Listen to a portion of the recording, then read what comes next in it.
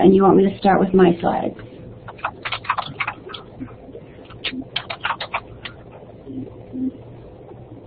Okay. Does that look good?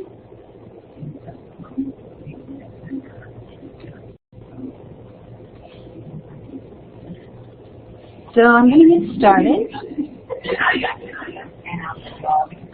Good morning, everybody, and thank you very much for attending the session.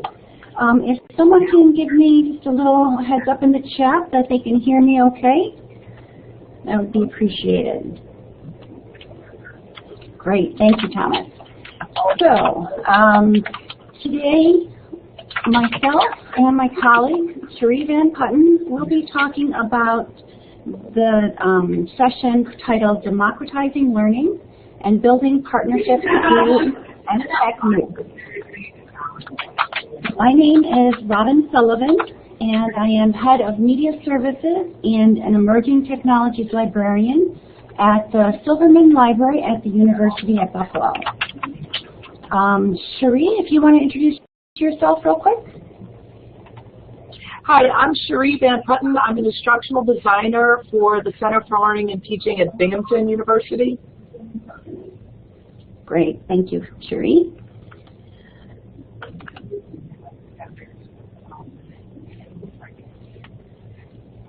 So,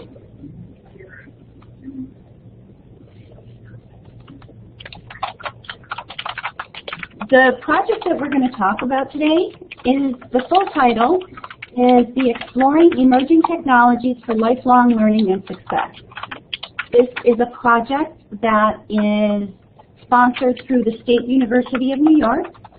And if you want to write down this URL, this will get you access to the project so that you can check things out after our session and also get access to the slides.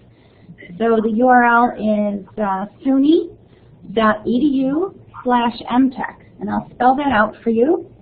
It's suny.edu/EMTECH. Thank you very much, Thomas.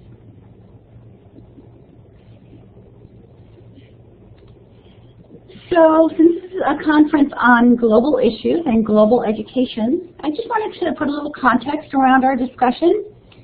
So if you look at this satellite image of the Earth, there is lights that show from various different portions.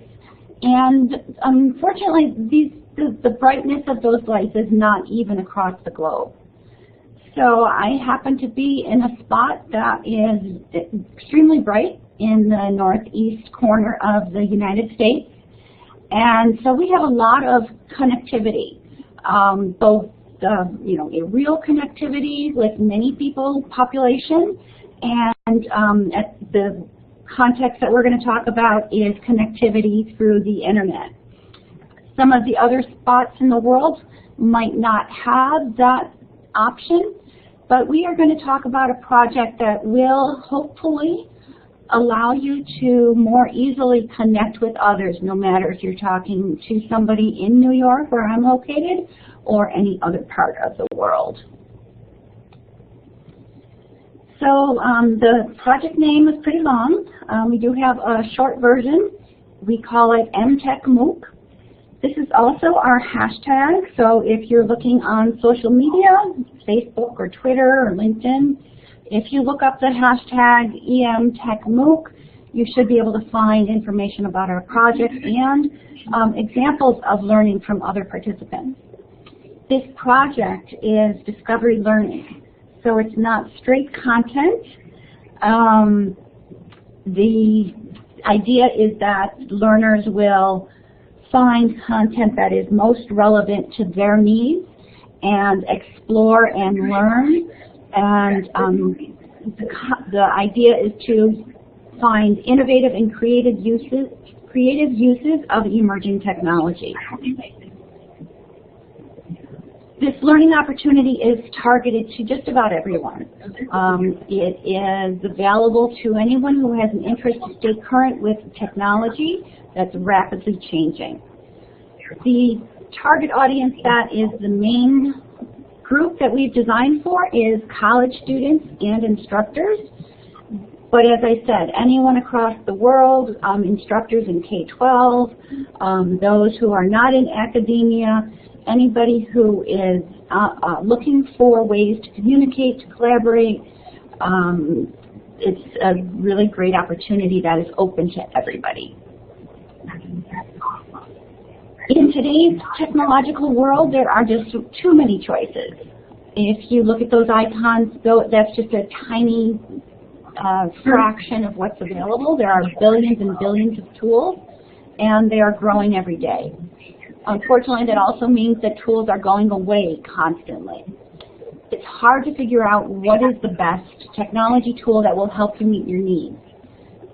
This is what the Mtech Mooc project will help you find technologies that will be targeted to your specific needs and interests. Mtech is a MOOC. MOOC stands for Massive Open Online Course. And there's a video on the slide, but we're not going to play the video. But as I said, you can access these slides from the project website afterwards. And you can play that video at your own time, just to learn a little bit about what a MOOC is. There are a number of MOOC platforms.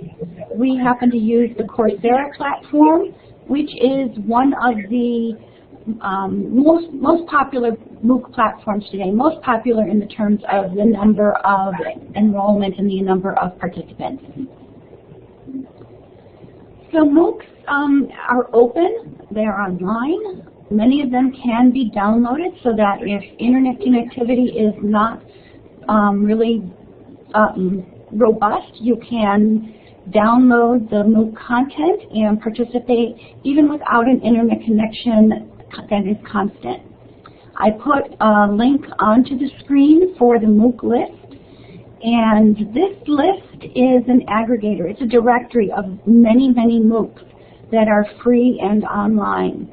Most MOOCs have a free portion, and then there's also a portion, sometimes you are not able to get to the assessment or earn the certificate of completion at the end without paying a fee. Our MOOC is, all of the content in the MOOC is accessible, even the assessments.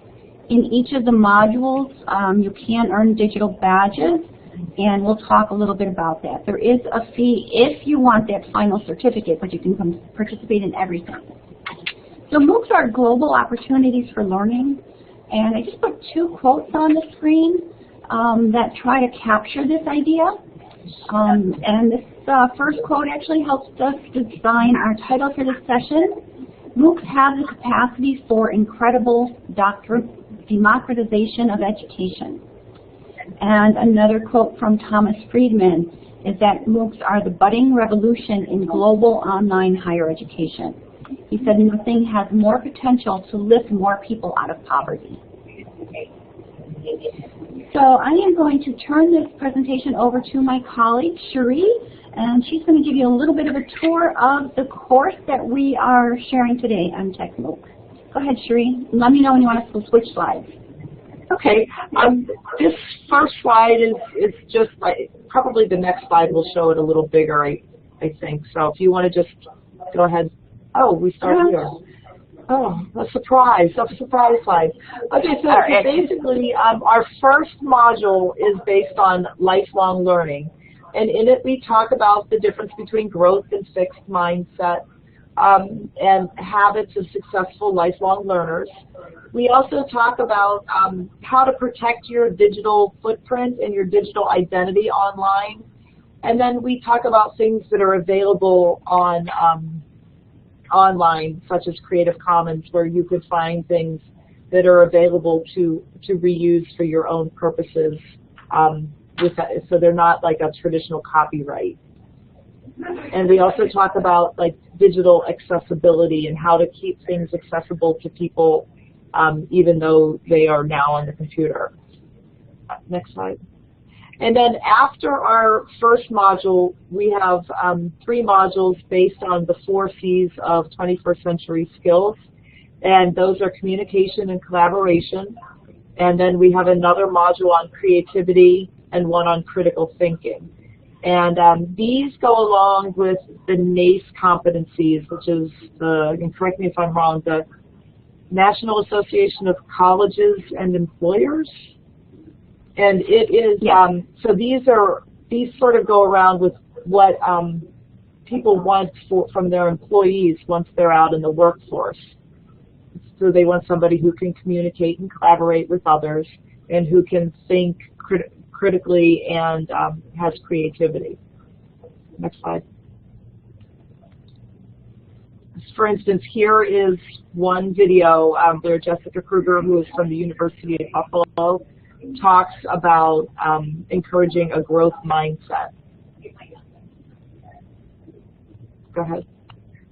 And then this would be one of the units. This one is communication and collaboration. And it starts out, you can see on the left-hand side with the green check next to it, there would be a reading. These are just very brief. I don't even think they take a minute. And then we open all of the different modules with a video to learn more about and situate what you're going to learn in that particular realm. And then there'll be readings, and there's a discussion prompt where basically what you're going to do is you're going to actually work with different tools that, and they would be tools that you choose from the Mtech Wiki, which we'll get to in a little bit. And these tools will help you communicate and collaborate better. Like you might do something on creating a blog or a wiki of your own. And then you would create an artifact, and there's a portfolio link that you would put it in your portfolio. And then you would also discuss it so that other people can find out what you did. Then we have a very short quiz that is basically asking if you did the activities you were supposed to do. And then you are able to claim a badge when you're done with that particular module. Now the Mtech Wiki is the second part. This can be used standalone, or it can be used in conjunction with the Mtech Mooc course on Coursera. And this is a collection of tools and resources. Go ahead and click ahead, Robin. Like here you can see how you would use it. Maybe you're doing the first unit in lifelong learning. Oh no, let's not do lifelong learning because this is communication and collaboration. So you want to find out more about communication and collaboration tools. So there's 2 filters after you would click the button in the middle that says communication and collaboration. There are objectives, and you have a few to choose from. You can be raising awareness or sharing information, enhancing collaboration.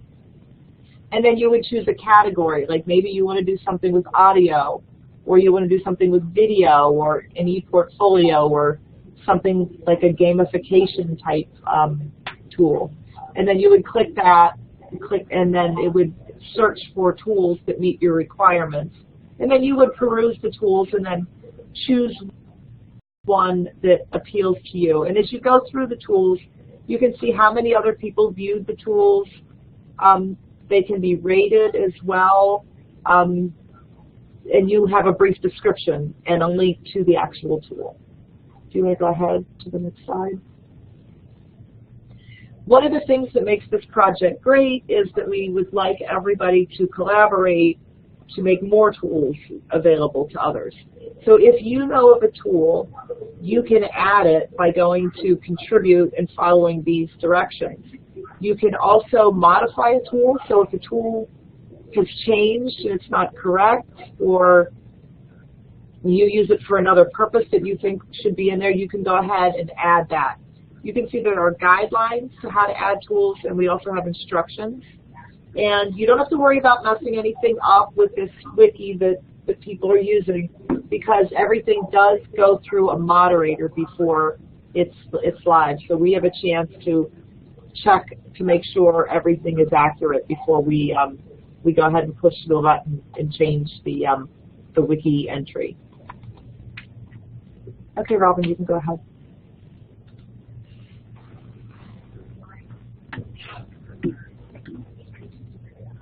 So the learning process is that you read and participate with and view the course materials, and then we take you to the wiki and you explore the wiki, and based on what you learn there, you complete your discovery exercises. And the discovery exercise will end in you having an artifact that shows what you did. It'll be a video. Excuse me. Let me get a sip of water here before I cough.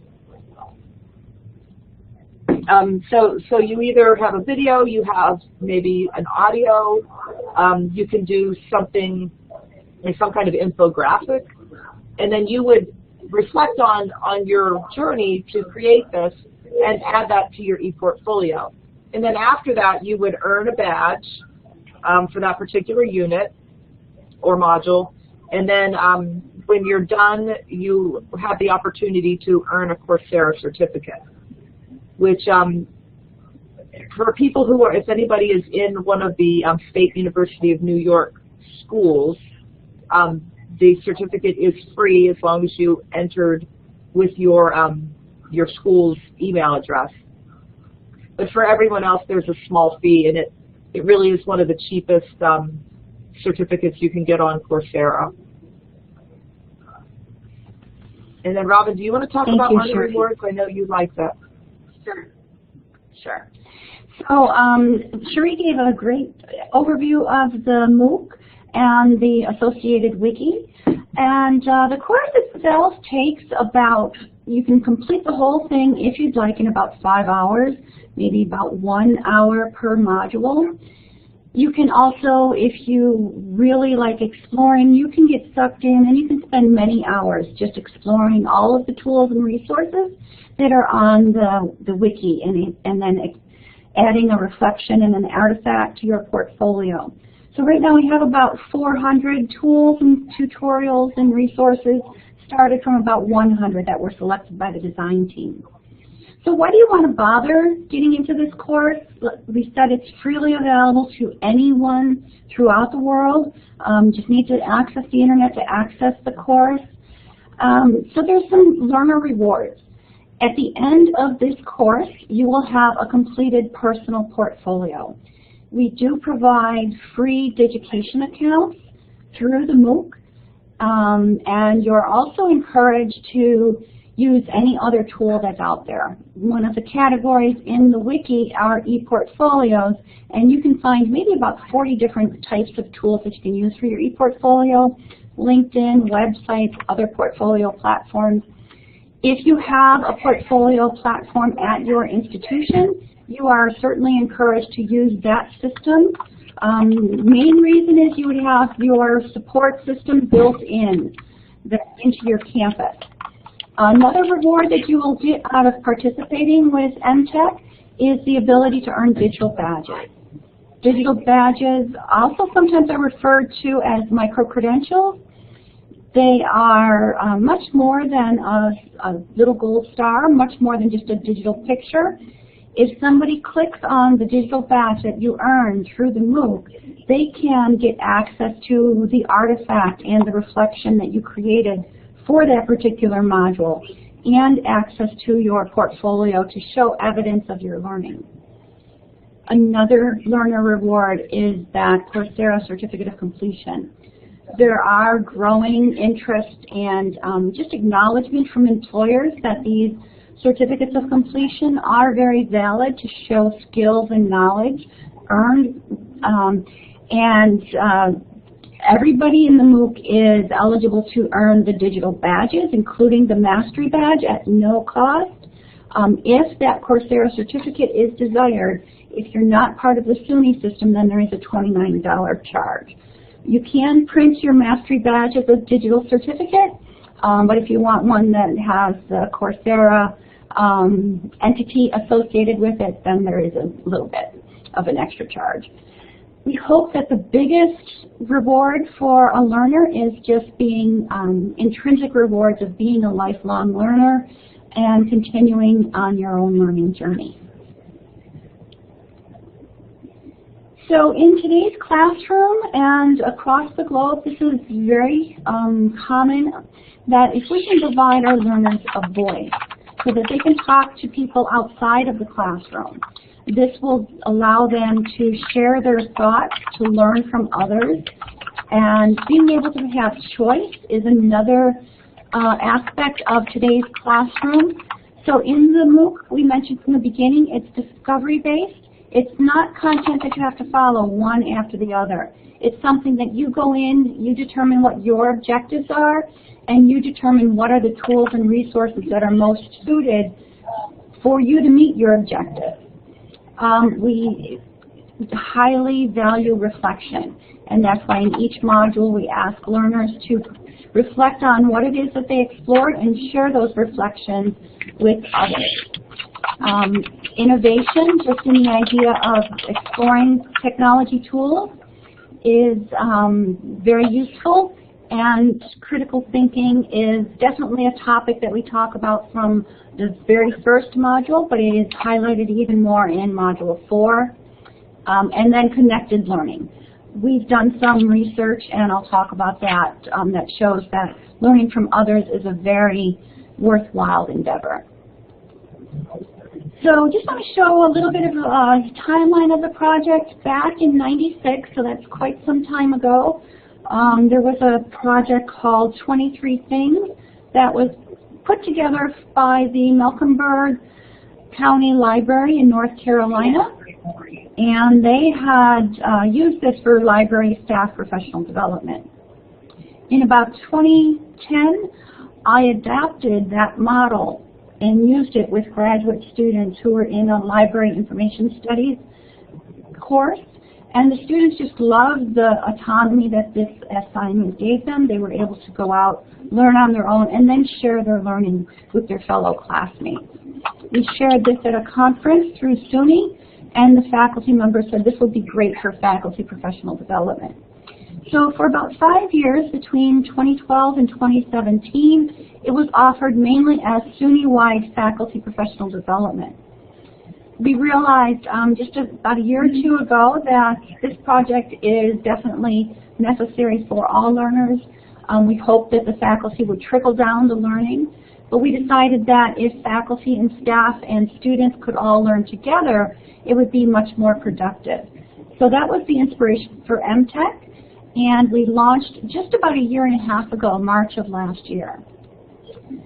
Since that time, you see another global map on the screen. We have had a total of, just took these numbers yesterday, 4,763 enrollments. Actually, that's not visitors. Visitors, I think, were close to 20,000. So people that actually enrolled in the course is getting close to 5,000. Completers, that number in MOOCs, it is a smaller number.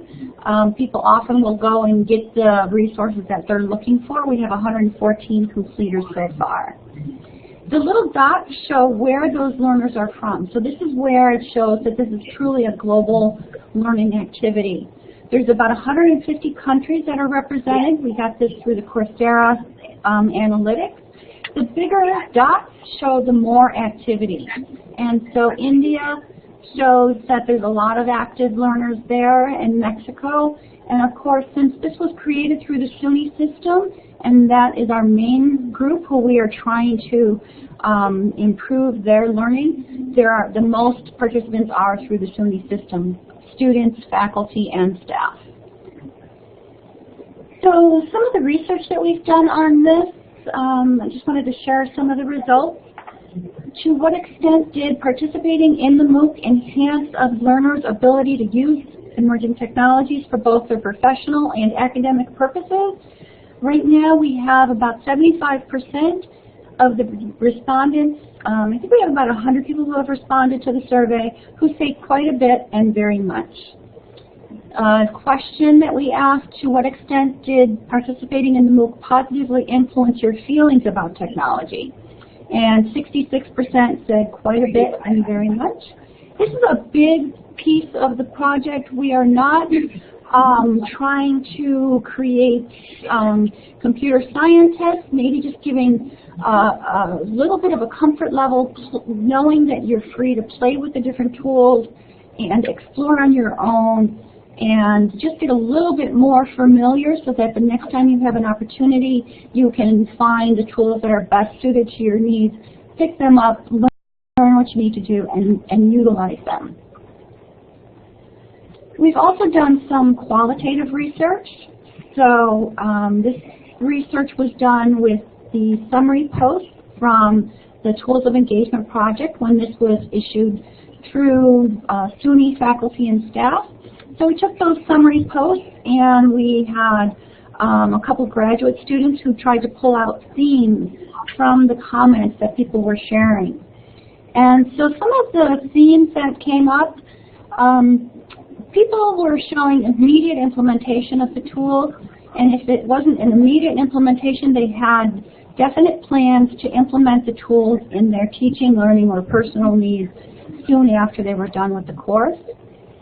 Another thing that we've seen is that even after participating and completing the entire course, there has been a desire to continue to make use of the resources that are available through the wiki.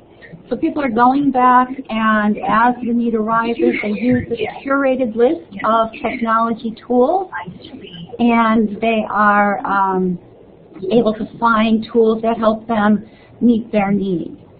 Probably the biggest theme that we saw that arose from the research was that people learn from the experience of others.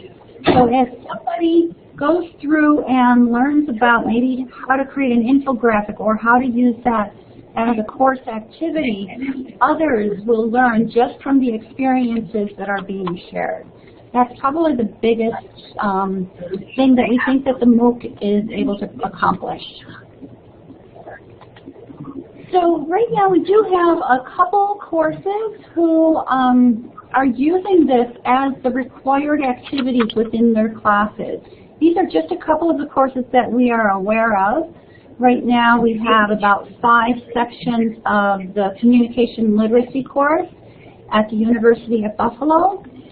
This faculty member used this last semester in the spring, and she's also running it again this current semester.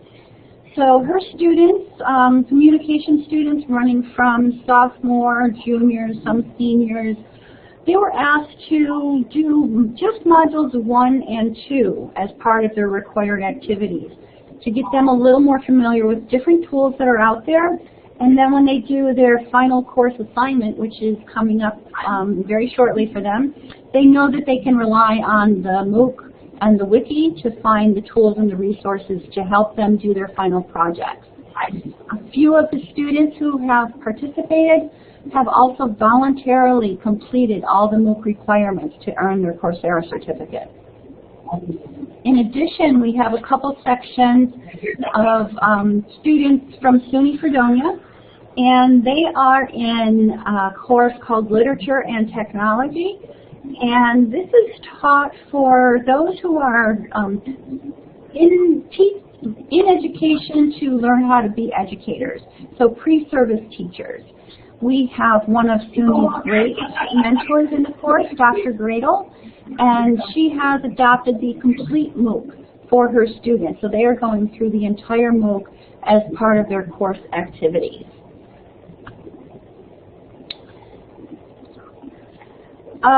So some of the comments from some of the students, we asked them what parts of the MOOC were most useful. And again, the idea of learning from others has come up.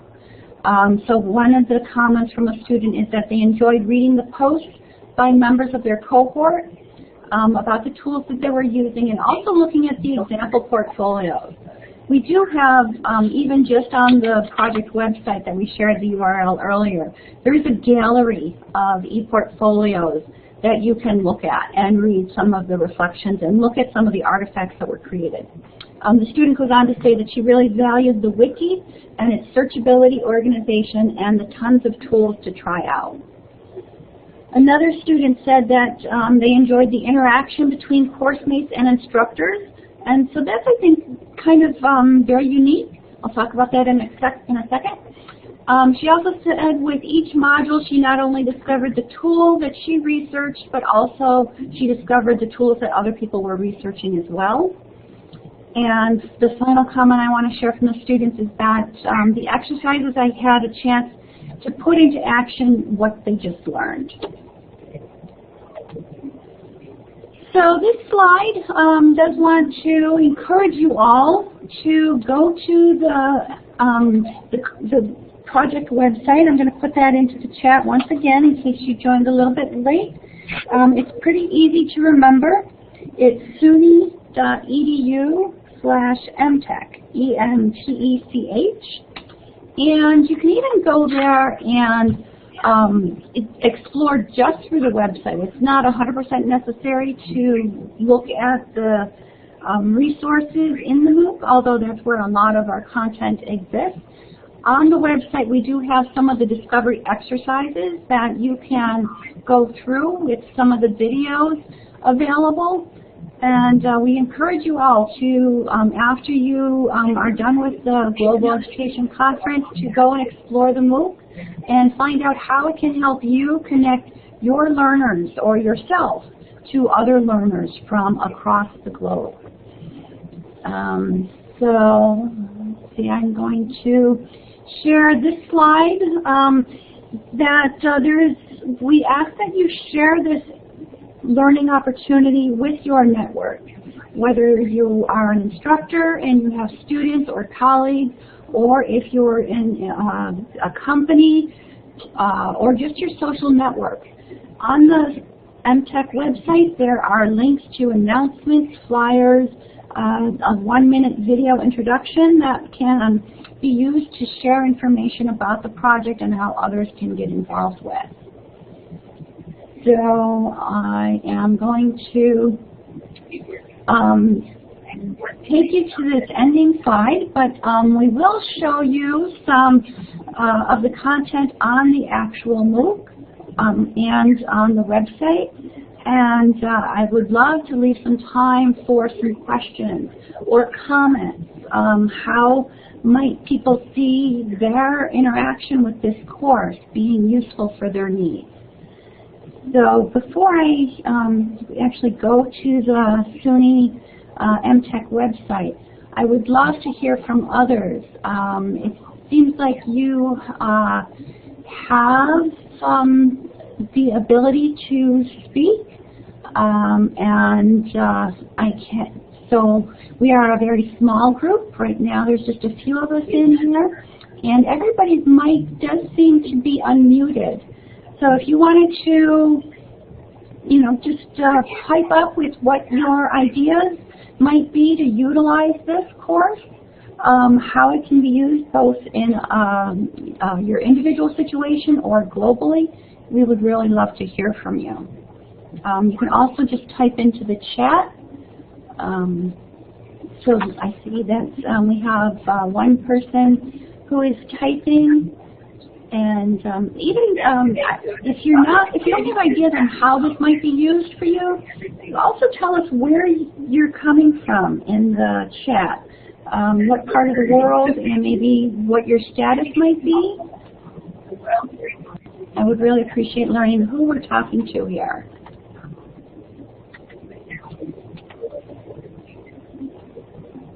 And I'll give you just 1 second to keep typing. While you're doing that, so let's see, I just want to make my window bigger so I can read it better. So Lynn said this would be a great idea for new teachers in the field, and you're a K-12 technology integration specialist. Lynn, I think this would be very perfect for you to share with the teachers that you work with. The course was designed for students. But we designed it for college-level students. You could stretch that a little bit. So high school students, I think, would find many of these tools useful.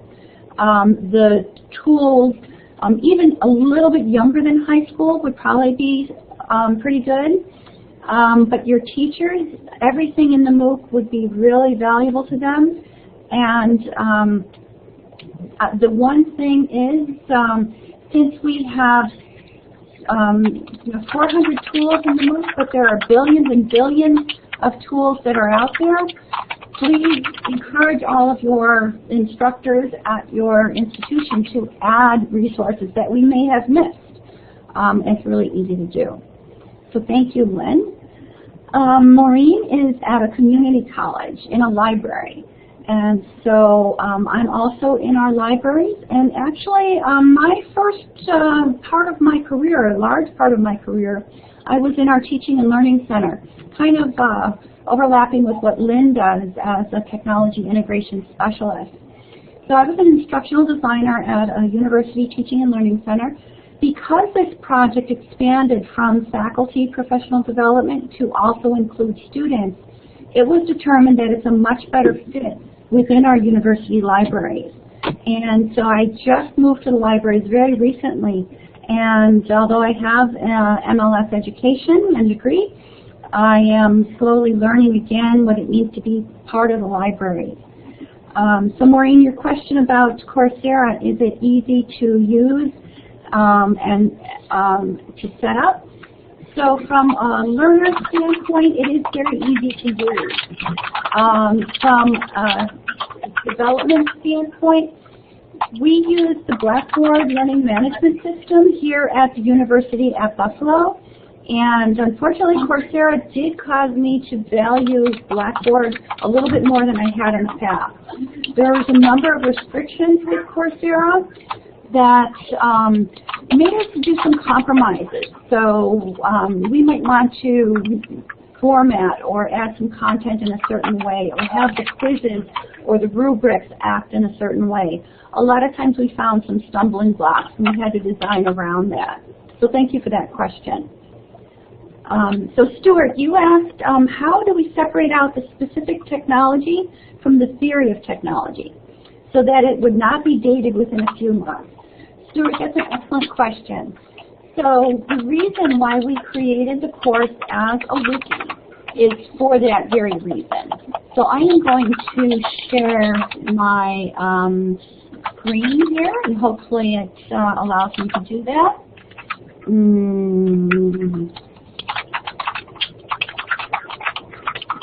And so here, and hopefully you can see my desktop. I am going, this may take a second to load, but if somebody can give me a little heads up in the chat if you see my screen on your screen.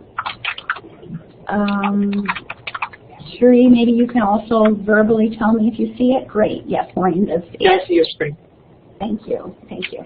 So, so to answer your question, Stuart, when the project that we had before this one was not a wiki. It was a straight website that only the administrators were able to go in and modify. What we did with the Mtech project was we created a wiki using the WordPress system. So we had a student, she was actually from a community college in SUNY, who programmed some additional features with WordPress and made it into a wiki. So now anybody in the world can go to this website and go to the contribute menu, and first thing you would do is you would log in. I'm already logged in. And then the next thing you would do is you would be able to add a new tool. So you would put in the title of the tool, a little bit of a description, and a link. Here on the far side, you would be able to add what are the objectives that this new tool will help someone achieve. And you can select as many as you need to. And then also under the categories, you can say this tool falls into these categories. Again, you can select a number of them. And then you can add a logo. So the tools do have to go through a moderation process. So we do approve the new tools that are on there. There have only been a few that I have not approved, and some that are maybe just out of the scope of what we're trying to achieve. And there have been some spam that I've had to deny. But basically, we do approve the tools as they go up. And we might want to add some additional text to that. But basically, we can also, judge if a tool is useful or not based on this rating system. So you don't even need to be logged in to be able to rate any of the tools. This is a really good resource. The rating is not taking on as much as we would like to, but people can come here and they can just come to the page. Once they're looking at the record, they can hit that it's a thumbs up or a thumbs down. And they can also suggest if we see something that has a lot of thumbs down, we say, okay, that's something that is not, it's falling out of favor, so we can consider deleting it. In the wiki, it can also be brought to our attention that something is not a new tool or something that should be replaced. So yeah, a few months' time sometimes is all something will last. But we're hoping that through this system, being able to try to find what your objective is, and then being able to narrow down. I'm trying to create a video to share information. That will show you some tools that will allow you to do that. So it's kind of, we're trying to keep the good ones. So Lynn, so thank you for the suggestion in the chat, suggesting us to reach out to the NEA so they could offer these links to new educators. That's a really great idea. By any chance, would you know of any connections there? I will search it out on the web and try to find somebody. But in past years, I did receive a grant through the NEA. It was a pretty small one, a Learning and Leadership grant, and we were considering that again. But I really like your idea so that they can offer the link to the resources and to the MOOC to new educators. That's really, really great. So we still have maybe about 10 minutes left, and I would love if any of you have additional questions or comments, or can share into the chat how you might be able to use this in your own field. I will continue to show you around on the site. If I don't hear or see any comments from anyone in the chat. So right now we do have a little glitch in our programming. Our programmer was on vacation, and she's actually getting back today. When you run grant funding and when your grant funding runs out, you kind of give people a little bit extra leeway. So she's going to work on this glitch when she comes back today. But right now the links for separating out into the different modules is not working accurately. There is a search field, so you can also type right into the chat, lifelong learning, and it will bring up some of the resources that will help you with lifelong learning. In addition, the discovery exercises has some video content, a little bit introduction, and then we have faculty, staff, and students who have created short videos. They're all about 3 minutes long that talk about how you might use audio within the educational situations, or how to communicate with audio. Each of these pages then also has a discovery exercise with some questions that you can use to kind of boost, give a jump start to your reflection. And there are pages for all of these sections. If you wanted to learn a little bit about gamification, this is the director of micro-credentials and digital badges at the University at Buffalo, who talks just a little bit about using digital badges. The Credly system is the badge system that we use, and you can actually find Credly through the Discover page and actually create an account for yourself and issue badges. So if Credly was the system that we used in Tools of Engagement. We used the free version for 5 years. We were very happy with that free version. You're able to give away as many digital badges as you need to. some of the things that you gain with the Pro version, which is actually we're on the Enterprise version now with the SUNY system, we gain better technical support, although I say in the 7 or so years I've used Credly, I've had to contact technical support. I can count it on the fingers of my hand. Very little technical support is necessary. You also gain branding. So I think that's one of the things that the SUNY system really desired by going up to the enterprise level. Also, I'm going to show you that under the impact menu on the site. Actually, before I get there, I'll show you the impact. So under the impact menu, you'll find some of the graphs that I had shown in the presentation, but in addition, some other information. You can go out and you can check who are the awardees of the badges that we have issued. This happens to be an engineering student from the University of Buffalo, and so we can see his badges. You can also go in and see, let's see, Susan is a faculty member, I believe, and you can see the badge that she has earned. So she contributed record to the wiki. She also is one of our completers, and we can show the badge that Susan earned. And what really makes a digital badge useful is that you can view the evidence. So I can click on the link for her digital badge, and it will show the portfolio that she submitted. And you can navigate through that portfolio. She has everything on a single page. Some people created separate pages for each individual artifact. So let's see, for the creativity module, she created an infographic.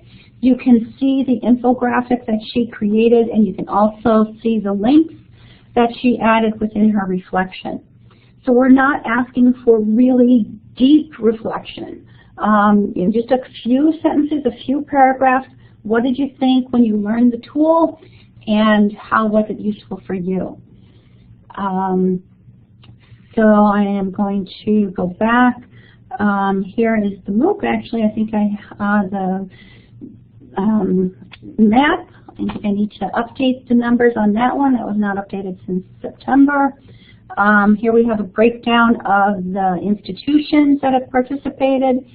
And so at the time that this was taken, there's about 13% students, 27% who were instructors, and about 30% were within academia but not a student or instructor, and then 10% who are unemployed, trying to participate to build their skills and to put that credential on their resume, on their CV, on their LinkedIn page, so that employers will be able to see that they are truly making steps towards increasing their knowledge.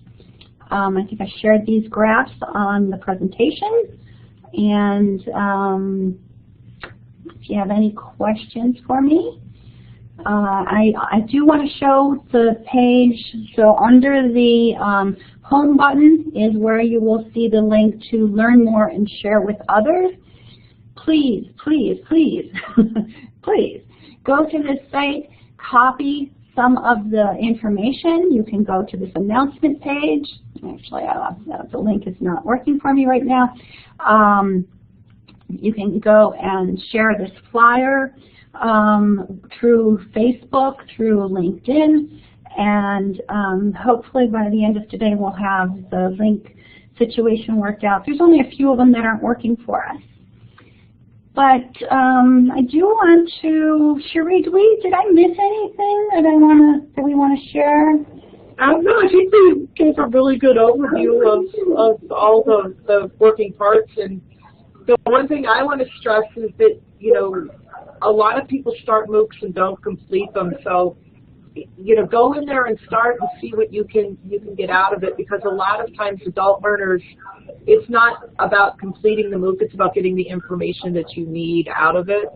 So if you don't feel like you want to complete, still by all means go in and learn what you can from it.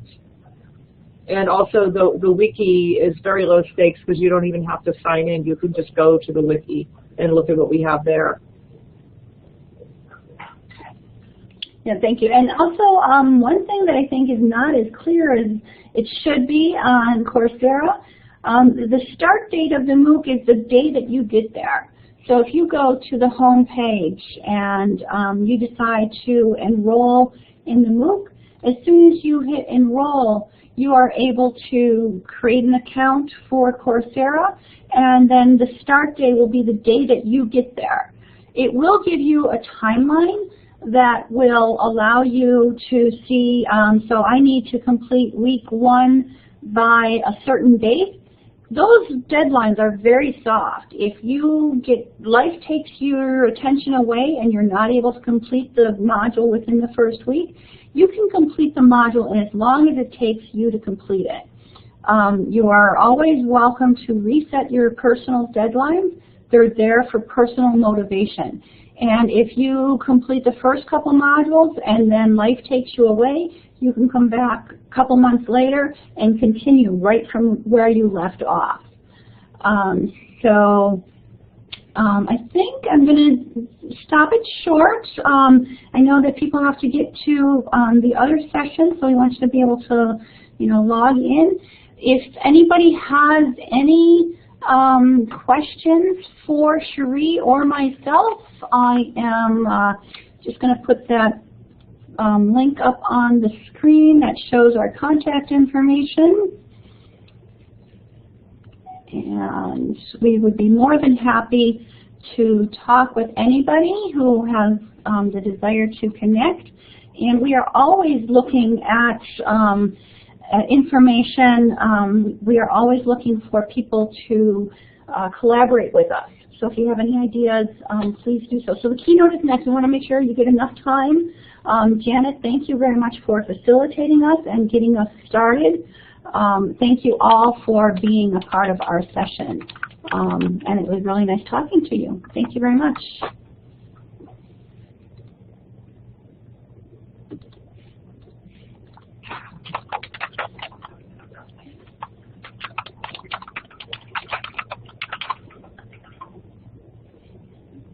Great. And I'm going to hit the stop recording.